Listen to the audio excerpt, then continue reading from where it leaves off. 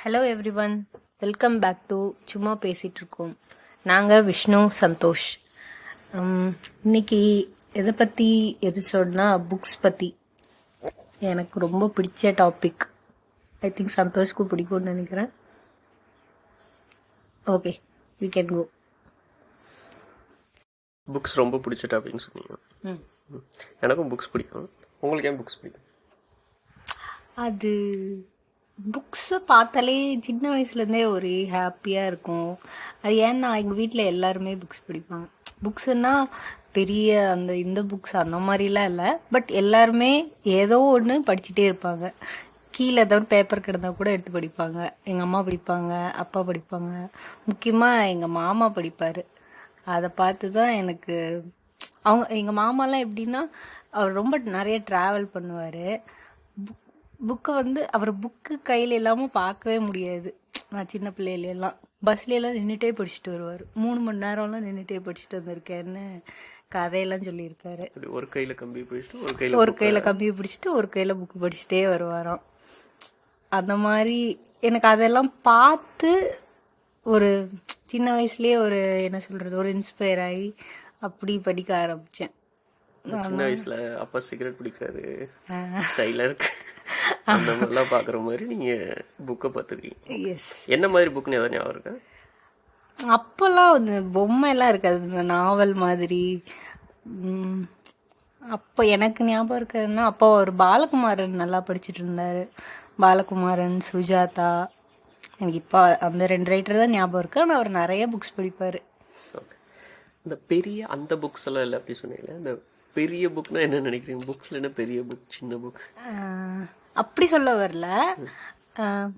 சில பேர்த்து வீட்டில் பெருசாக லைப்ரரிலாம் இருக்கும்ல, இதில் வந்து எல்லாமே இருக்கும். லா இருக்கும், ஃபிலாசபி இருக்கும், அந்த மாதிரி எல்லா டாபிக்ஸும் நிறைஞ்ச ஒரு லைப்ரரி மாதிரி இல்லை.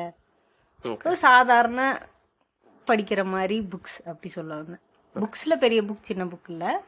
நான் மென்ஷன் பண்ண வந்தது வந்து அந்த மாதிரி பெரிய செட்டப்லாம் இல்லை. பட் ஸ்டில் அதான் சொல்கிறேன், கீழே கிடக்கிற பேப்பர் கூட எடுத்து படிப்பாங்க அந்த மாதிரி. அதுக்குன்னு காசு செலவு பண்ணி புக் வாங்குற அளவுக்கும் அப்போது ஃபினான்ஷியல் சுச்சுவேஷன்லாம் இருந்ததில்ல. பட் லைப்ரரியில் எங்கள் புக்கு, ஃப்ரெண்ட்ஸ் கிட்ட யாராவது புக்கு அந்த மாதிரி வாங்கி படித்தது அந்த மாதிரி. புக்ஸ்னால் எப்பவுமே ஒரு இன்டெலெக்சுவல் சிம்பிள், ஸ்டேட்டஸ் சிம்பிள் சொல்ல முடியாது, ஒரு இன்டெலெக்சுவல் சிம்பிளாக காட்டுவாங்க. ஃபார் இன்ஸ்டன்ஸ் நீங்கள் எந்த டிவி சீரிஸ் பார்த்தீங்களா, இப்போ ஷெர்லாக் ஹோம்ஸ்னால் ஷெர்லாக் வீட்டில் ஒரு பெரிய புக் லைப்ரரி இருக்கும். அந்த மாதிரி ஒரு ஜீனியஸ், அதை தான் சொல்ல வந்தேன். ஒரு ஜீனியஸ் இல்லை ஒரு மனுஷன் வந்து அவன் புத்திசாலின்னு காட்டணும்னா, இப்போ எந்த லாயர் வீட்டுக்கு போனாலும் அவங்க வந்து லா புக்ஸோட ஒரு பெரிய லைப்ரரி வச்சுருப்பாங்க. ஸோ புக் ஷெல்ஃபுங்கிறது ஒரு சிம்பிள் ஆஃப் இன்டெலெக்சுவல் மாதிரி. And there may be some truth to it. நம்ம எக்ஸாக்ட்லி டெபிக் பண்ணுறதுக்கு இல்லை, but reading is a good habit. அது வந்து உங்கள் இன்டெலெக்டை பில்ட் பண்ணுற பொட்டன்ஷியல் அதுக்கு இருக்குது. சரி, உங்களுக்கு எப்போ புக் படிக்க ஆரம்பிச்சிங்க அந்த மாதிரி எதாவது ஞாபகம் இருக்கா? எனக்கு கொஞ்சம் மெமரிஸ் இருக்குது. கரெக்டாக நான் எப்போ ஆரம்பிச்சேன் அப்படின்னு சொல்லிட்டு எனக்கு முக்கால்வாசி விஷயங்கள் எதுவுமே ஞாபகம் இருக்காது. ஸோ கொஞ்சம் ஞாபகம் இருக்கிறது என்னென்னா, ஒன்று இந்த காமிக்ஸ் சொல்லுவோம், படக்கதைகள், ராணி காமிக்ஸ், அந்த மாதிரி சில புஸ்தகங்கள்லாம் இருக்கும். அதெல்லாம் வந்து இந்த நம்மளோட பாட புஸ்தகங்களுக்கு நடுவில் வச்சு படிக்கிறது, பரிச்சு எப்போ படிக்கிறோன்னு சொல்லிட்டு அதை வச்சு படிக்கிறது. இது ஆல்மோஸ்ட் நிறைய பேர் பண்ணியிருப்போம்னு நினைக்கிறேன். அந்த ஞாபகம் நல்லாவே இருக்குது. எப்படின்னா, நானே எங்கள் வீட்டில் சிப்ளிங்ஸ் எல்லாருமே நிறைய புக் படிப்போம். இந்த மாதிரி மாறி மாறி படிச்சுட்டு இருப்போம் ஒன்று. அப்புறம் எப்பவுமே வீட்டில் ஏதாவது ஒரு புக் கிடக்கும். இப்போ இது வந்து ஒரு நிறைய வீட்டுக்கு ஒரு நார்மல் சினாரியோ, நிறைய வீட்டில் மேபி நாட் அ சினாரியோ. ஏதாவது ஒரு புக் கிடக்கும். அது காமிக்ஸாக இருக்கட்டும், இந்த குங்குமம், குமுதம், விகடன், அந்த மாதிரி ஏதாவது மேகசின்ஸாக இருக்கட்டும். எங்கள் வீட்டில் அப்போல்லாம் பேப்பர் வாங்கலை, அதாவது இந்த டெய்லி பேப்பர் வாங்கலை, பேப்பர்லாம் வாங்கலை, அந்த மாதிரி இருக்கும். அப்புறம் நாங்கள் ஊருக்கு போவோம். ஊரில் பார்த்திங்கன்னா அந்த வெள்ளிக்கிழமை அந்த டெய்லிஸோட எப்பவும் ஏதாவது ஒரு அட்டாச்மெண்ட் வரும். இந்த சிறுவர் மலர் அந்த மாதிரி வரும். அந்த சிறுவர் மலருக்கெல்லாம் ஒரு பெரிய போட்டியாக இருக்கும். அங்கே சின்ன பசங்க எல்லாரும் வெயிட் பண்ணிகிட்டு இருப்போம். அதே சமயம் பெரியவங்களும் இருப்பாங்க. அந்த பேப்பர்காரங்க கொண்டு வந்து பேப்பர் போடுறாங்க, இந்த வாசலில் போடுறாங்களா அந்த வாசலில் போடுறாங்களாலேருந்து அது யார் ஃபஸ்ட்டு பிடிக்கிறதுன்னு ஒரு பெரிய போட்டி இருக்கும். ஒவ்வொருத்தராக அந்த அன்னைக்கு மட்டும் அந்த வெள்ளிக்கிழமை அந்த சிறுவர் மலர் வருதுன்னா அட்லீஸ்ட் ஒரு 10 பேராவது அதை படிக்கிறதுக்கு போட்டி போட்டு காத்துக்கிட்டு இருப்பாங்க. அப்போல்லாம் அதில் வர்ற கதைகள் அதெல்லாம் நமக்கு ரொம்ப பிடிச்ச மாதிரி இருக்கும். எனக்கும் ஞாபகம் இருக்குது. நான் எப்போ புக் படிக்க ஆரம்பித்தேன்னா ஒரு 4th ஸ்டாண்டர்ட் 5th ஸ்டாண்டர்ட் அந்த மாதிரி. இதில் எங்கள் வீட்டில் படிச்சுட்டு வச்சுருப்பாங்க இல்லையா, அப்போ வந்து இந்த ஏஜ் ரெஸ்ட்ரிக்ஷன்லாம் நமக்கு தெரியாது. அவங்க என்ன புக்கு படிக்கிறாங்களோ, வீட்டில் என்ன புக் இருக்கோ, அது என்ன மேகசினாக இருந்தாலும், இந்த க்ரைம் த்ரில்லர் அந்த மாதிரி எது இருந்தாலும் எடுத்து படிப்பேன். அப்புறம் எங்கள் அம்மா வந்து லைப்ரரியில் மெம்பராக இருப்பாங்க. ஸோ அவங்களுக்கு வந்து நான் தான் போய் புக் எடுத்துகிட்டு வருவேன். அந்த கார்டை வச்சு அம்மா அடிக்கடி போக முடியாதுங்கிறதுனால. ஸோ அங்கே போனால் வந்து இந்த மாதிரி சிறுவர் மலர், வாரமலர், காமிக்ஸு, அந்த ஒரு பெரிய டேபிள் இருக்கும். அதில் எல்லாமே அப்படியே பரப்பி இருக்கும். நம்ம போய் எவ்வளோ நேரம் வேணாலும். அப்போது எனக்கு தெரிஞ்ச நான் மட்டும்தான் அங்கே அவ்வளோ சின்ன வயசில் போன மாதிரி ஞாபகம். நான் மட்டும் தனியாக போய் நானே உட்காந்து படிச்சுக்கிட்டு இருப்பேன். அது அந்த நம்ம லைப்ரரியில் ஒரு விதமான ஒரு பழைய ஸ்மெல் ஒன்று இருக்கும். ஒரு இந்த புக் மார்க்கெட் போகிற ஐயோ, அது ரொம்ப பிடிக்கும் எனக்கு.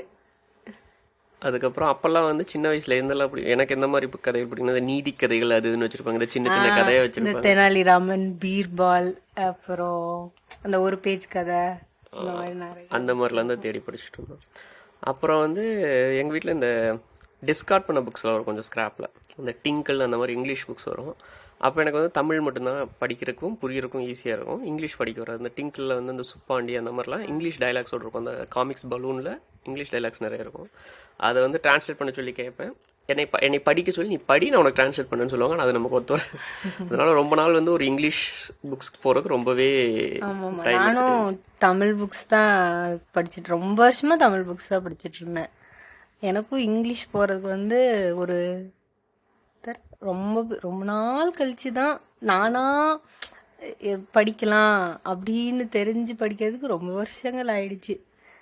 ஆனால் சின்ன பிள்ளையில வேணால் எல்லாமே படிச்சிருக்கேன். இந்த காமிக்ஸில் ஆரம்பித்து சிறுவர் மலர், வாரமலர், பீர்பால், தெனாலிராமன், விக்ரமாதித்தன், அப்புறம் வேற என்ன வரும், அம்புலி மாமான்னு ஒரு புக், அம்புலி மாமா, அப்புறம் அதில் தான் அந்த விக்ரமாதித்தன் வேதாளமெல்லாம் வரும். இதில் இந்த நெக்ஸ்ட் கேட்டகரி எப்போ மாறும்னா அந்த க்ரைம் நாவல்ஸ் எல்லாம். காமிக்ஸ் வந்து ப்ராக்ரஸ்னா நம்ம ராஜேஷ்குமார்லேருந்து ஆரம்பிப்பாங்க. ராஜேஷ்குமார், சுபா. ராஜேஷ்குமார்லேருந்து கொஞ்சமாக ப்ரமோட் ஆகி இந்த சுபா, பட்டுக்கோட்டை பிரபாகர்லாம் போய் அதுக்கப்புறமா மறுபடியும் போனதுக்கப்புறம் கொஞ்ச நாள் கழிச்சு ராஜேஷ்குமார் நாவல் எல்லாம் ஒரே மாதிரி இருக்க மாதிரி. ஆமாம், அது நமக்கு தெரியாது. ஃபர்ஸ்ட் கிடைக்கிறதெல்லாம் படிச்சிடும். நல்லா ஒரு 100 புக்குக்கு மேலே படிச்சிருப்பேன். அப்புறம் அந்த 100 புக் மேலே போக போக நமக்கே தெரிஞ்சிடும் அடுத்தது என்ன எழுத போறாங்க. அந்த டாக்டர் என்ன மாதிரி லாங்குவேஜ் பேசுவாங்க, நடுவில் ஒரு 4 இங்கிலீஷ் வார்த்தைகள். அப்புறம் வந்து ராஜேஷ்குமார் இந்த ஏதோ ஒரு ஃப்ளவரை பற்றில பேசுவாங்க, இந்த டேலியாவோ அந்த மாதிரி ஒரு சில டேஃபடில்ஸா டேலியாவோ ஏதோ ஒரு ஊட்டியில் சீன் எடுக்கணும் உடனே அந்த அப்புறம் குரோட்டன்ஸ்னு சொல்லுவாங்க நினைக்கிறேன். இந்த பங்களா வீட சொல்கிறாங்கன்னா உடனே அந்த வாசலில் குரோட்டன்ஸ் இருந்துச்சு, இல்லை குல்மோகர் இருந்துச்சு. அந்த மாதிரி அது ஒரு ஃபெமிலியர் பேட்டர்னுக்குள்ளே கொண்டு வந்து விட்டுருவாங்க. அதுக்கப்புறம் வந்து எங்கள் அம்மா ரமணிச்சந்திரன் நிறையா பிடிப்பாங்க. அந்த ரமணிச்சந்திரன், கண்மணி, இந்த மாதிரி நிறைய. அந்த கண்மணிலெல்லாம் வந்து இந்த அட்டைப்படத்தில் வந்து எப்பவுமே ஒரு லேடி இருப்பாங்க. அவங்களோட அந்த முடி வந்து இந்த ஷாம்புல மட்டும் வர மாதிரி அந்த கண்ணு, அது அந்த ட்ரெடிஷ்னல் ஒரு ஓவியம் எப்பவுமே இருக்கும். ரமணிச்சந்திரன் கதைகள் அதே மாதிரி தான் வரும். ரமணிச்சந்திரன் கதைகள் இப்போ நினச்சா ஒரே சிரிப்பாக இருக்குது. அந்த கதைகள் எல்லாத்துலயும் ஒரு பேட்டர்ன் இருக்கும். ஆமா, அந்த ஹீரோ வந்து எப்பவுமே ஒரு மாதிரி மிடுக்காக இருப்பான்.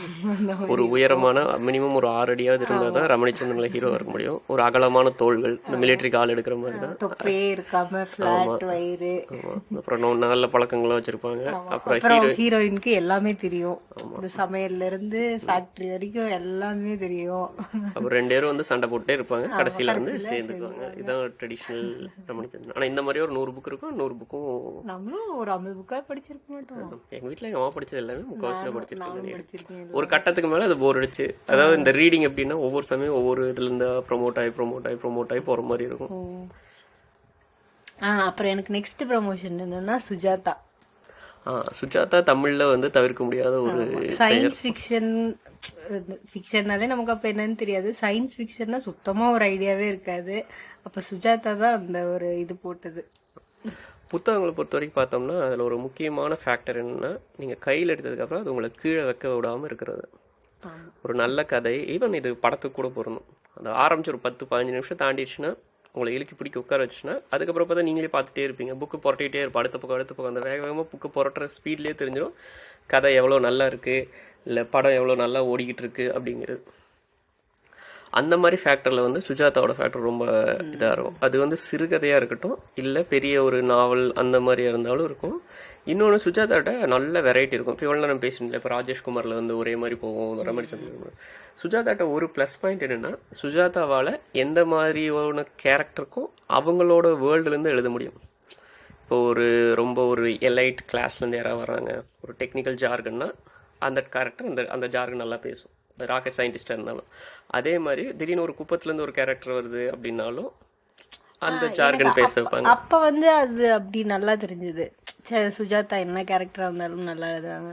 ஆனால் லேட்டர் டேஸ் பின்னாடி படிக்க படிக்க என்னாச்சுன்னா, இல்லை அவர் எலைட்டுக்கு தான் நல்லா எழுதியிருந்தாரோ அப்படிங்கிற ஃபீலிங் எனக்கு இருந்தது. ஏன்னா அவரும் ஒரு எலைட்டுங்கிறனால அந்த கீழே இருக்க மனுஷங்களோட அந்த இதை வந்து அந்த சாரம் இன்னும் அவ்வளோ இல்லையோ அப்படின்னு லேட்டர் டேஸில் தோணியிருக்கு. நான் சொல்ல வந்து அந்த எல்லாத்தையும் ரெப்ரசன்ட் பண்ணுறாரு சொல்ல வரல, அவருக்கு ஒரு வைடு நாலேஜ் இருந்துச்சு.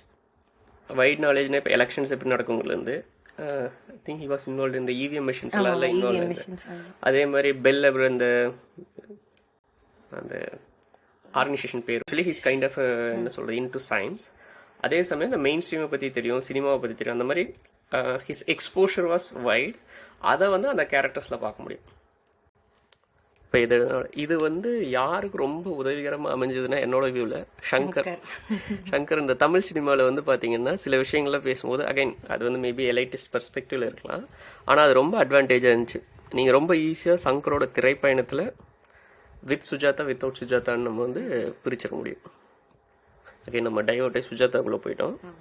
சுஜாதாவோட புத்தகங்கள் பற்றி பேசணுன்னா எனக்கு உடனே ஞாபகம் வருது எண்ணினிய ஏந்திரா, அந்த மீண்டும் ஜீனோ அந்த சீரீஸ். அது பார்த்தீங்கன்னா த்ரில்லிங்காகவும் இருக்கும். நம்ம சொல்கிற அந்த புக் டேர்னிங் ஃபேக்டர் இருக்குல்லையா, அடுத்து என்ன நடக்கும் அதுவும். அதே சமயம் சிரிக்க வைக்கிறது ரொம்ப சயின்ஸ் ஃபிக்ஷனில் சிரிக்க வைக்கிறதெல்லாம் ரொம்ப ரேர். அதில் எல்லாமே இருக்கும் அந்த புக்கில். அதாவது நான் ஒரு டெக்ஸ்ட்டை படித்து அதில் எனக்கு சிரிப்பு வைக்கிறது ரொம்ப பெரிய கலை. இப்போ நம்ம சினிமாலாம் பார்த்திங்கன்னா மல்டிபிள் கேரக்டர்ஸ் இருப்பாங்க, எல்லாரையும் இன்வால்வ் பண்ணி டைலாக் எழுத விட்டு அதுலேருந்து நமக்கு சிரிப்பு வர வைப்பாங்க. அதுவே ரொம்ப கஷ்டமான காரியம்னு சொல்லலாம். காமெடிஸ் சீரியஸ் பிஸ்னஸ் அப்படி சொல்லுவாங்க. ஆனால் வெறும் டெக்ஸ்ட்டு நீங்கள் எங்கே வேணால் உட்காந்து படிச்சுட்டு இருக்கலாம், அவங்க மூடு எப்படி வேணா இருக்கலாம், ஆனால் அவங்கள சிரிக்க வைக்கிறது ஒரு பெரிய விஷயம். இது வந்து நான் வேறு இதில் பார்த்துருக்கேன்னா ஈவன் ராஜேஷ் சுபா நம்ம போனோம்னா பேக்கில் அந்த சுபாவோட சில கேரக்டர்ஸ்லாம் இருக்கும். இந்த முருகேஷன் செல்வான்னு நினைக்கிற ஒரு டிடெக்டிவ் கேரக்டரும் கூட ஒரு அசிஸ்டன்ட் கேரக்டர் அந்த மாதிரி வரும். ஸோ அவங்கெல்லாம் கூட இந்த மாதிரி அப்பப்போ நல்ல ஒரு லாஃபிங் ஃபேக்டர் வர மாதிரி இருக்கும். அது வந்து சுஜாதாவோட கதைகள் நிறைய இருக்கும். அப்புறம் சுஜாதாவோட நிறைய புஸ்தகங்கள் அது வந்து எல்லா நோட்லேயுமே இருக்கும். காமெடி இருக்கும், சீரியஸாக இருக்கும், அந்த மாதிரி நிறைய போகும். ஓகே, நம்ம சுஜாதா வந்து மூவ் ஆன் பண்ணணும்னு நினைக்கிறேன். சுஜாதாலேருந்து அடுத்தது எங்கே வந்தேன், பாலகுமாரன் நான் கொஞ்ச நாள் படிச்சுட்டு இருந்தேன். ஃபஸ்ட்டு பாலகுமாரன் படிக்க ரொம்ப கஷ்டமாக இருக்கும் அந்த டெக்ஸ்ட்டு.